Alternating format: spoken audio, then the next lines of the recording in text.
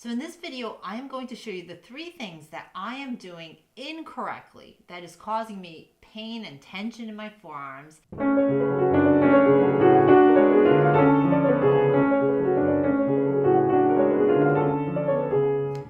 going to troubleshoot them, and if you use these for your own playing, I guarantee you will find relief from any tension you might be experiencing.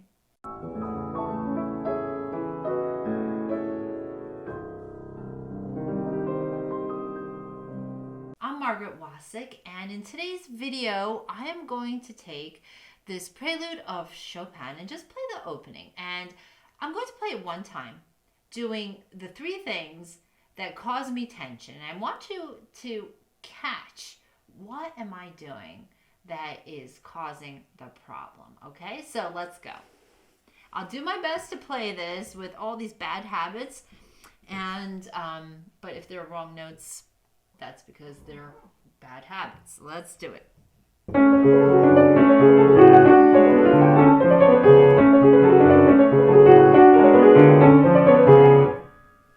Okay, so that was pretty messy, and that was already causing me some trouble in my wrist. And so, first thing, did you catch what I was doing? I'll play it again, and this time I'm going to exaggerate what I was doing that was just plain out causing the wrong notes and making me feel tense right away.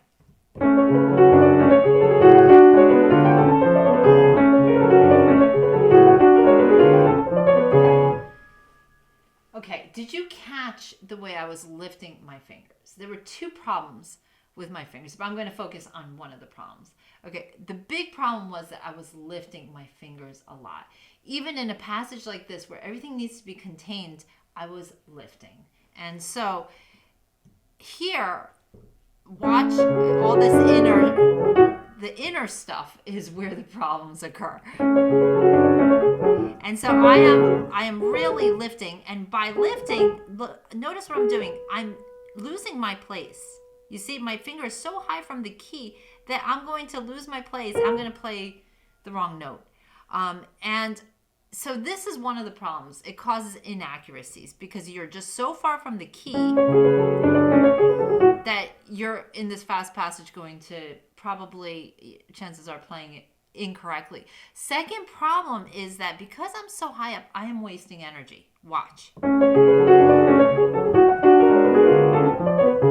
I am so high up that I am really making it so much more difficult for myself because I'm lifting and then I have to go all the way down. So what is the solution to this problem? Well, it's really simple. I am going to stay closer to the surface of my key. In fact, I'm going to even preload when I can. By preloading, I mean play inside the key, maybe even depress the key a little bit before I even start, so I just have a tiny, tiny bit to go before I hit the resistance point. The resistance point is where the sound actually happens at the piano, all right? So I'm not only going to prelude, I am going to try to overlap. I'm going to think of my fingers like the tentacles of an octopus, right? We're just moving, gliding from note to note, barely leaving the surface. I try to play from bottom.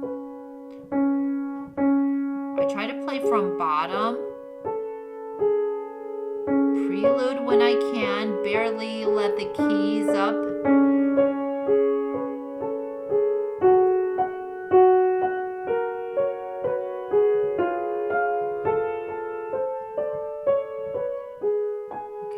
Now, in tempo, this is what happens.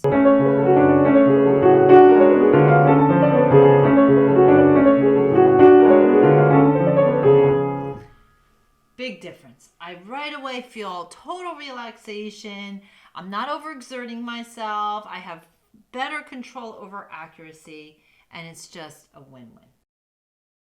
Okay, so that brings me to second thing, the next thing that I am doing that's incorrect. So now I've corrected my fingers. I'm not lifting so high. Second thing I need to correct is in my body position. Okay, can you catch what I am doing that is causing the tension?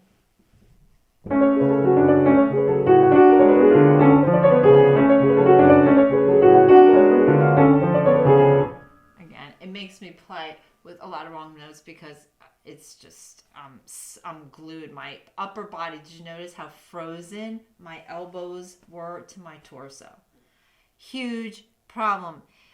When your elbows are frozen, are glued to your side, you only have use of your apparatus, your playing apparatus from your elbow onwards to your fingertip. That's it. But piano playing exists when you need to use the upper body for piano playing to really be at its best, for you to feel relaxed, for you to feel powerful at the piano, for you to really shape and color your notes and express yourself. You need to use your full body for this. Okay, and the elbow is like the gateway. It's the gate that unites your upper body with your upper arm with your lower arm. Okay, so when your elbow is here, it's not going to give you that freedom. So how to position your elbow. It's not as simple as you would think, but it really doesn't require much once you know the setup. So the setup is this. It's not enough to just move your elbows out like a hinge. That's not enough. The idea is you move to the side a couple of inches so that you release the elbow from the torso. Make it a little further out. But then the next step, you don't want to just think like a door hinging. You want to think instead a rounded motion. The idea should be that you have a beach ball in front of you and that your elbows are rounded.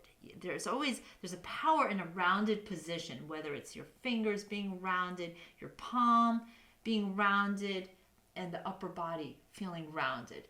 Ballerinas use this position for their arms very often, and for piano playing, it's a very powerful position that unlocks relaxation at its very, very finest and lets your technique really take off. Okay, so the idea is that you're about a few inches from your torso, you've got that rounded position, and now let's see what happens if I unite this with my overlapping fingers.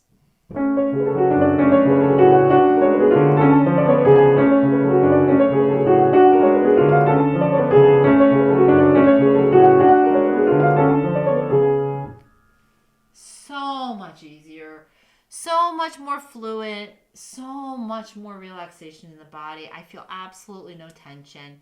So just those two things alleviated things. However, there's still a third thing I can do, and that is coming up next. Okay, the third thing. Okay, so just a hint, this is not a physical issue. This is more a musical issue that I am doing incorrectly in this example. So can you spot what I'm doing?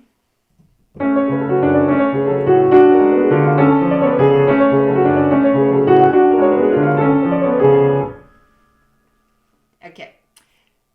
I was playing it very much metronomically in time.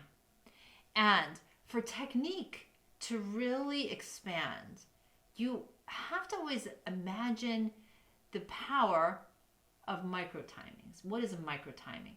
A micro timing is that slight bit of time you take before a tense part in the music and the way you come out of it. Think of it like the ocean waves, right? So like the ocean waves will grow. There'll be a pullback, and then they are exploding, and they go powerfully forward. They rush forward, they pull back. They rush forward and pull back. And it might sound like a rubato, like Chopin talked about tempo rubato. But it's something a little bit more subtle. It's something kind of between you and yourself in a fast passage, because this would sound ridiculous if I played it with rubato. That wouldn't make any sense. But if I play slightly pulling the music towards a part of tension. So where's the part of tension? Well, the melody. Let's examine it. I feel the tension coming between the F sharp and the A. The F sharp, E sharp to the A. That place is like, ooh, you feel that. You feel that in your heart. That's a heartbreaking moment there. So that's the tension. That's the tension. So if I insert a micro timing, it'll just show that place off better. And a fringe benefit is that I could take a little bit extra time there, which is really helpful for the technique and helpful for the fingers and helpful for my pacing. Okay, so let me play it very metronomically. And now let me play it with a slight micro timing towards the tension part.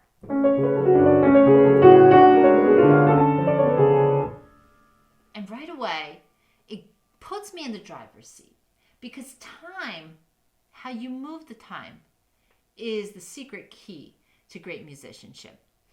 It's not something that is often talked about, but I have discovered in my own work that whenever I feel at the mercy of a metronome, I will just tighten up, I will shut down. Nothing will sound good. And I'll be working against myself. And I thought, what is wrong? Why does this always happen? And I realized that it's because it's not organic. It's not the way we are. Like, think about the rhythm in your body. Your heart is not always the even kind of heartbeat rhythm, right? Or the blood, the way it circulates. It pushes and it pulls. It pushes and it pulls. And music needs to be organic. Otherwise, it's foreign. Otherwise, it's robotic. So you can add little micro timings to help you with your technique. And when you let go of that slavery to a metronomic time, you'll have more autonomy in how you express yourself, even in fast passages, which will make you more relaxed, which will ease tension. Because sometimes if we are worried about a passage from an emotional point of view, it will affect the physical execution. So I hope that these 3 tips have been helpful to you in relieving tension. So now I'd love to know, what piece are you working on that gives you tension when you play it? And which one of these tips made the biggest change in your playing? Was it keeping your fingers close to the keys, preloading them at times? Or was it your elbows? That's another really important thing, freeing them up. Or was it taking a little bit of those micro timings to really make the playing sound more like you're in the driver's seat? I'd love to know. And if you're interested in going on a deeper dive to some of these principles, I will be opening enrollment on my flagship course, which is the Golden Tone Technique class. It only opens up twice a year, and enrollment is coming up soon. I will have a lot of free training that goes along with this. So if you're interested in taking your piano playing to the next level, using some tips that are maybe a little bit not talked about as much, but that really get your playing to the next level, then I invite you to join me for this course. Just sign up below and you'll receive some great information and videos.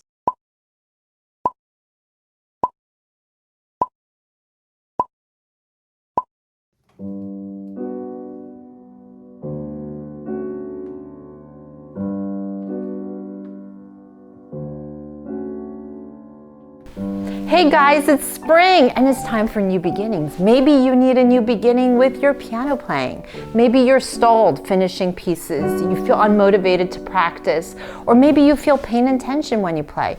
Or maybe you just could use a little coaching, a little nudge to keep you going.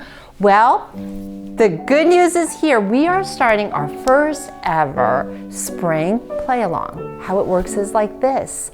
We together, as a community, we are going to learn Eric Satie's most beautiful and popular piece, the Gymnopedie. We're going to learn it together. All levels are welcome, from beginner to advanced. Using the principles of the transformational golden tone technique, I will break down this piece for you, and you will work on it throughout the week. And then at the end of the 3 weeks, we're going to have a piano playing party where you can play your piece, you could interact, you could choose just to sit on the sidelines and listen to other people. It's totally free and the registration starts now, so you want to save your seat. And get ready, throughout the week there'll be extra trainings and events on our private Facebook page. It's going to be a party. I can't wait for you to join. At the end of the 3 weeks, imagine you'll have new skills, you'll meet new friends, new community, and you'll have a most incredible piece to play for your loved ones. What could be better than that? See you then.